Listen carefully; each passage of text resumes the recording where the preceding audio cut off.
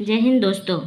आज हम लोग सीटेट के क्वेश्चन बैंक के सीडीपी पोर्शन को देखेंगे। बाल विकास और शिक्षा शास्त्र 2015 का, जो कि हर एग्ज़ाम के लिए नेसेसरी होता है। हर एग्ज़ाम में कम से कम 30 क्वेश्चंस रहते हैं। पहला क्वेश्चन है, बच्चों को अपने अध्ययन में प्रयास करने हेतु प्रोत्साहित करने के लिए शिक्षकों को किसकी आवश्यकता होती है? बच्चों को प्रेरित करने की। नेक्स्ट क्वेश्चन है, भावनाओं और अधिगम और अभिप्रेरणा के संदर्भ में निम्नलिखित में से किस कथन से आप सहमत हैं?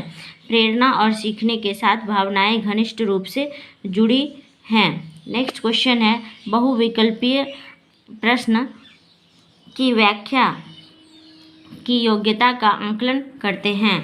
इसका आंसर है सही उत्तर का प्रत्यास्मरण करने पर। नेक्स्ट क्वेश्चन है, समाजीकरण की प्रक्रिया में शामिल नहीं है आनुवांशिक संचरण। नेक्स्ट क्वेश्चन है, मानसिक संरचनाएं जो चिंतन के निर्माण प्रखंड हैं, इसके लिए पियाजे ने किसे शब्द का प्रयोग किया है? स्कीमा शब्द का प्रयोग किया है। नेक्स्ट क्वेश्चन है, बैगोस्की के अनुसार बच्चे स्वयं से क्यों बोलते हैं?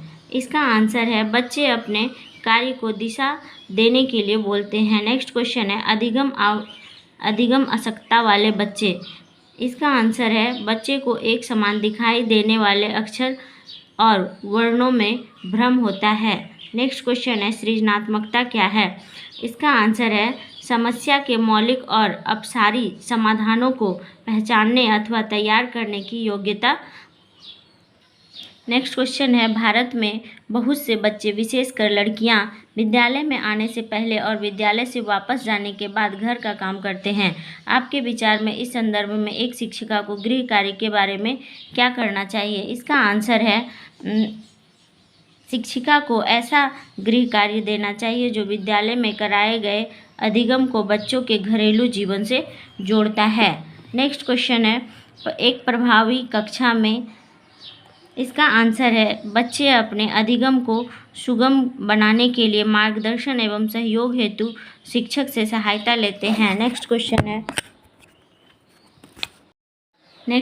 है, ज्ञान के एक बड़े और समृद्ध भाग को प्रस्तुत करता है। इसका आंसर है शिक्षार्थियों के लिए अवधारणात्मक समझ को प्राप्त करने को कठिन बनाएगा। नेक्स्ट क्वेश्चन है, क्या बच्चे इसलिए भाषा अर्जित करते हैं क्योंकि उनमें आनुवांशिक रूप से ऐसा करने की पूर्व प्रवृत्ति होती है, या उनके माता पिता प्रारंभिक अवस्था से ही उन्हें गहन रूप से सिखाते हैं? यह प्रश्न आवश्यक रूप से दर्शाता है। इसका आंसर है भाषा के विकास पर संज्ञान का प्रभाव।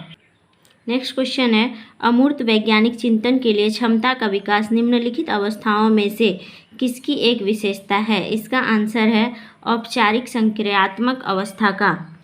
अगला क्वेश्चन है, एक बच्चा तर्क प्रस्तुत करता है, आप यह मेरे लिए करें और मैं वह आपके लिए करूँगा। यह बच्चा कोलबर्ग की नैतिक तर्कना की किस अवस्था के अंतर्गत आएगा? इसका आंसर है सहायक उद्देश्य अभिमुखीकरण। नेक्स्ट क्वेश्चन है, प्रगतिवादी शिक्षा है। इसका आंसर है समस्या समाधान और आलोचनात्मक चिंतन पर अधिक बल देगी। नेक्स्ट क्वेश्चन है, विभिन्न मुद्दे और विमर्शों पर उनके लिए कारण प्रस्तुत करते हुए बच्चों को अपनी व्यक्तिगत राय को व्यक्त करने के लिए प्रोत्साहित करने वाले प्रश्न किसको बढ़ावा देते हैं? इसका आंसर है विश्लेषणात्मक और आलोचनात्मक चिंतन।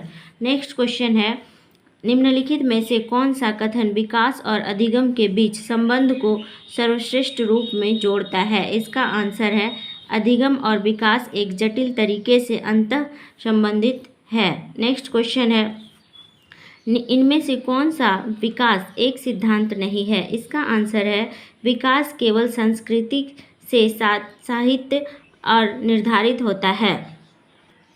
नेक्स्ट क्वेश्चन है, बाल विकास कक्षा की एक प्रमुख विशेषता है कि उसमें शिक्षक के मार्गदर्शन से शिक्षार्थियों को अपनी स्वयं की समझ का निर्माण करने के लिए उत्तरदायी बनाया जाता है। अगला क्वेश्चन है, बुद्धि के बारे में निम्नलिखित में से कौन सा कथन सर्वाधिक उपयुक्त है? इसका आंसर है बुद्धि बहुआयामी है और इसमें कई पहलू निहित है। नेक्स्ट क्वेश्चन है, लिंग जेंडर पक्षपात की ओर संकेत करता है। इसका आंसर है सांस्कृतिक अभिवृत्तियों के कारण अपेक्षाओं पर आधारित लड़कों और लड़कियों से भिन्न व्यवहार करना। अगला क्वेश्चन है, एक उच्च प्राथमिक विद्यालय के शिक्षक के रूप में आपके पास कक्षा में कुछ ऐसे बच्चे हैं जो प्रथम पीढ़ी के रूप में विद्यालय आ रहे हैं। आपके द्वारा निम्नलिखित में से किसे किए जाने की संभावना सर्वाधिक है? इसका आंसर है कक्षा गतिविधि के समय और गति कार्य के लिए उन्हें बुनियादी सहयोग और अन्य सहायता उपलब्ध कराएं। अगला क्वेश्चन है, सामान्य आयु के बच्चों में भी आकृति, योग्यता, स्वभाव, रुचि, प्रवृत्ति और अन्य बातों में बहुत अंतर होता है। इस संदर्भ में विद्यालय की क्या भूमिका है? इसका आंसर है सुनिश्चित करना कि प्रत्येक बच्चे को अपनी क्षमताओं के अनुसार विकास के अवसर मिले। अगला क्वेश्चन है, एक समावेशी कक्षा में किसी शिक्षिका की सबसे महत्वपूर्ण भूमिका है? इसका आंसर है सुनिश्चित करना कि प्रत्येक बच्चे को अपनी संभावना को प्राप्त करने का अवसर मिले। अगला क्वेश्चन है, अपनी कक्षा के बच्चों को उनकी अपनी अवधारणाओं को बदलने में आप किस प्रकार सहायता करेंगे? इसका आंसर है तथ्यात्मक जानकारी देकर। नेक्स्ट क्वेश्चन है, जब बच्चे एक विशेष संख्या में पुस्तकें पढ़ते हैं तो उन्हें एक प्रमाण पत्र दिया जाता है। यह रणनीति शायद अधिक समय तक काम न करे, क्योंकि इसका आंसर है यह संभवतः बच्चों को केवल प्रमाण पत्र प्राप्त करने के लिए पुस्तकों को पढ़ने की तरफ ले जा सकता है। अगला क्वेश्चन है, किसी कक्षा में शिक्षक की भूमिका है? इसका आंसर है सीखने को विश्वसनीय स्थितियां जुटाना और शिक्षार्थियों को स्वतंत्र चिंतन की सुविधा देना। अगला क्वेश्चन है, निम्नलिखित में से कौन सा कथन बच्चों की त्रुटियों के संबंध में से सबसे उपयुक्त है? इसका आंसर है बच्चों की गलतियां एक खिड़की के समान होती है, यह जानने के लिए कि वे किस प्रकार सोचते हैं। आकलन शिक्षण अधिगम प्रक्रिया का अभिन्न अंग है, क्योंकि इसका आंसर है आकलन से अध्यापक बच्चों के अधिगम को समझाता है और उसके अपने शिक्षण की परिपुष्टि भी करता है। मैं इसका चारों ऑप्शन नहीं बोलती हूँ क्योंकि वीडियो लंबा हो जाता है और एग्ज़ाम के टाइम में समय कम रहता है रिवीजन के लिए। Thank you.